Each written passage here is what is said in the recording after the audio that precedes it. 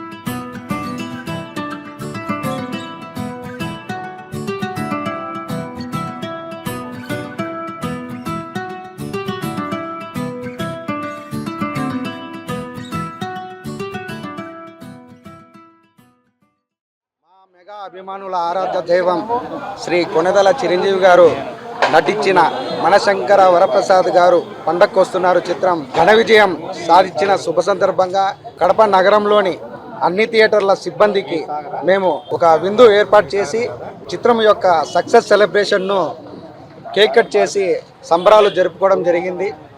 ఈ చిత్రం చిన్నపిల్లల దగ్గర నుంచి పెద్ద మనుషుల వరకు ప్రతి ఒక్కరూ ఈ సంక్రాంతి పండుగకు చూసి ఎంతో ఆనందించి ఇంతటి ఘన విజయాన్ని మా మెగా అభిమానులకు చేకూర్చినటువంటి మొదటిగా ప్రేక్షక దేవుళ్లకు మా హృదయపూర్వక కృతజ్ఞతలు తెలుపుకుంటూ, మా బాస్ కంబ్యాక్ మూవీ గతంలో ఆయన ఒక ఘరానా మొగుడు, ఒక రౌడీ అల్లుడు, ఒక ఇంద్ర, ఒక శంకర్దాదా ఎంబీబీఎస్ ఇటువంటి చిత్రాలు కోణంలోకి ఈ మనశంకర వరప్రసాద్ చిత్రం కూడా మంచి అద్భుతమైన కథతో, ఒక కుటుంబ కథాంశంతో ఎంటర్టైన్మెంట్ చిత్రంగా ఈ సంక్రాంతికి అత్యధిక కలెక్షన్లను రాబట్టడం జరిగింది. అందుకు మొదటగా దర్శకుడు అనిల్ రావుపూడి గారికి, నిర్మాతలు సుష్మిత కొణిదెల గారికి, సాహు గారి పాటిగా మా కడప జిల్లా చిరంజీవితో తరపున వాళ్లకు శుభాకాంక్షలు తెలియజేసుకుంటూ, ఈ చిత్రం స్ట్రైట్ తెలుగు చిత్రంగా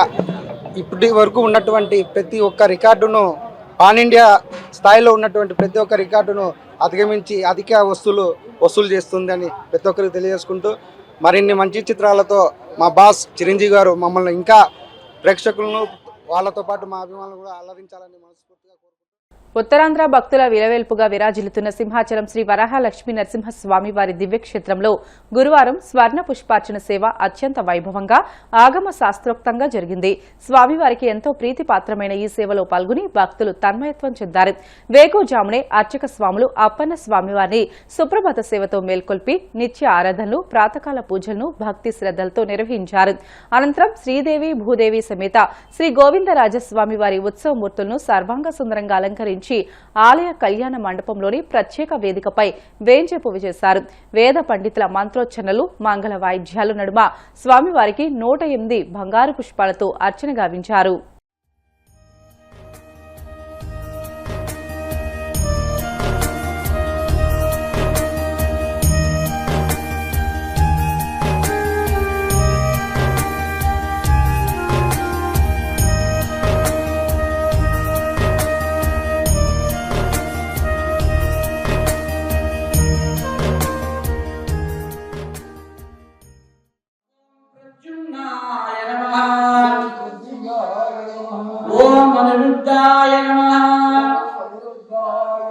ఓం పురుషోత్తమాయ నమః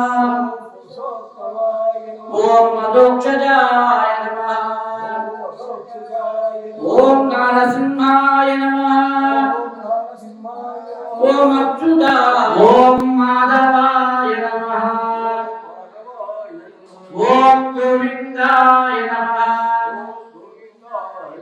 ఓం విష్ణవే నమః ఓం మధుసూదనాయ నమః ఓం త్రివిక్రమాయ నమః ఓం వజ్రనకాయ నమః ఓం వాసుదేవాయ నమః ఓం వంద్యాయ నమః ఓం వరదాయ నమః ఓం వరాత్మనే నమః ఓం వరదాభయహస్తాయ నమః ఓం వరాయ నమః ఓం వరరూపిణే నమః ఓం వరేణ్యాయ నమః ఓం వరిష్ఠాయ నమః ఓం శ్రీధరాయ నమః ఓం కృష్ణాయ నమః ఓం పూర్వజాయ నమః ఓం పుష్కరాక్షాయ నమః ఓం విశ్వాసాయ శ్రీ వరలక్ష్మి నృసింహస్వామినే నమః ఓం సమస్త పరివారాయ సర్వదివ్య మంగళ విగ్రహాయ శ్రీమతే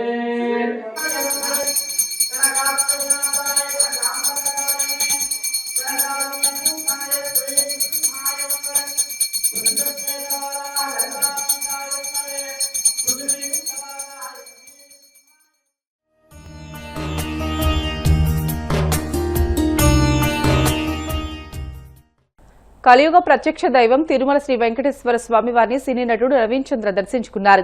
వీఐపీ విరామ దర్శన సమయంలో స్వామివారి సేవలో పాల్గొని మొక్కులు చెల్లించుకున్నారు. దర్శనానంతరం వీరికి రంగనాయకుల మండపంలో వేద పండితులు వేద ఆశీర్వచనం అందించగా ఆలయ అధికారులు స్వామివారి తీర్థ ప్రసాదాలు అందజేసి పట్టు వస్త్రంతో సత్కరించారు.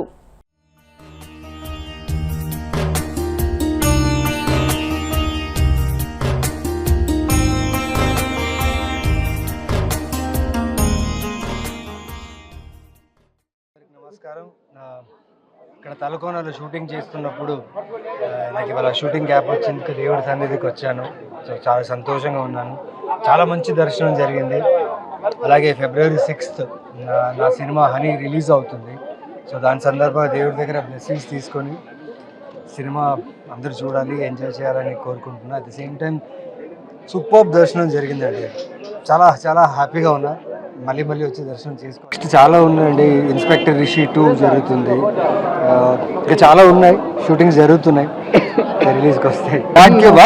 మ్యాట్ క్యూబ్ వస్తుంది. వంశీ గారిని అడగాలి, సితారా వంశీ గారిని.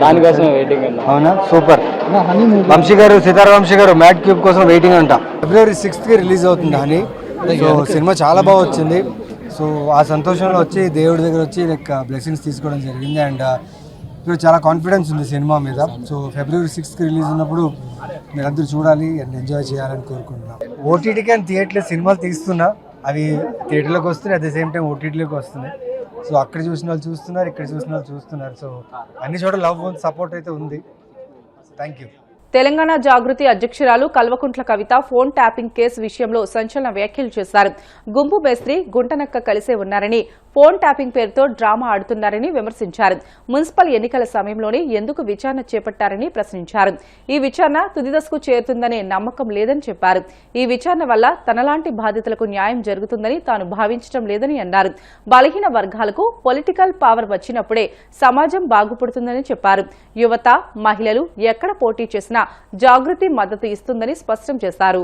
ఎప్పుడైతే పొలిటికల్ పవర్ అనేటటువంటిది బడుగు బలహీన వర్గాలకు వస్తుందో 85% పైచిలుకున్నారని చెప్పి రాహుల్ గాంధీ గారు చెప్తున్నటువంటి ఆ సమాజానికి వస్తుందో అప్పుడే తెలంగాణ బాగుపడుతుంది. కాబట్టి 42% రిజర్వేషన్ ఇవ్వాలి అని ఇప్పటికీ కూడా నేను ప్రభుత్వాన్ని డిమాండ్ చేస్తున్నా.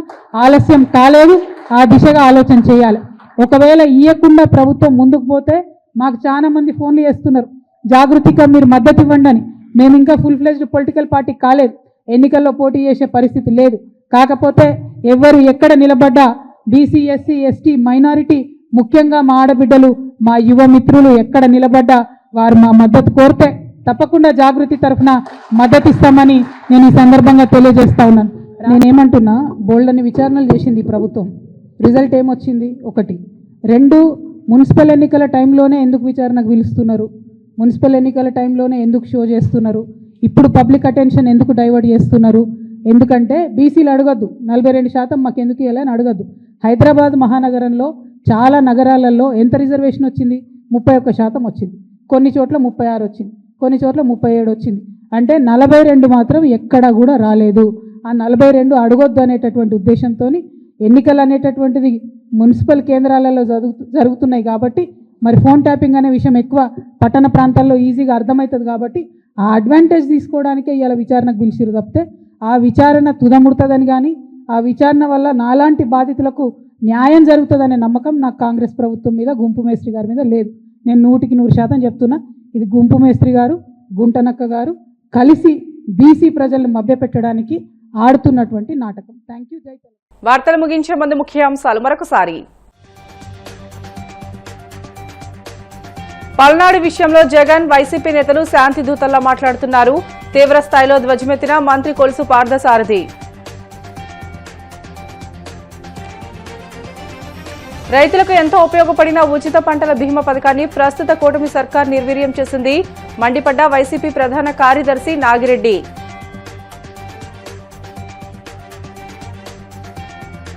తిరుమల శ్రీవారిని దర్శించుకున్న సినీ నటుడు నవీన్ చంద్ర.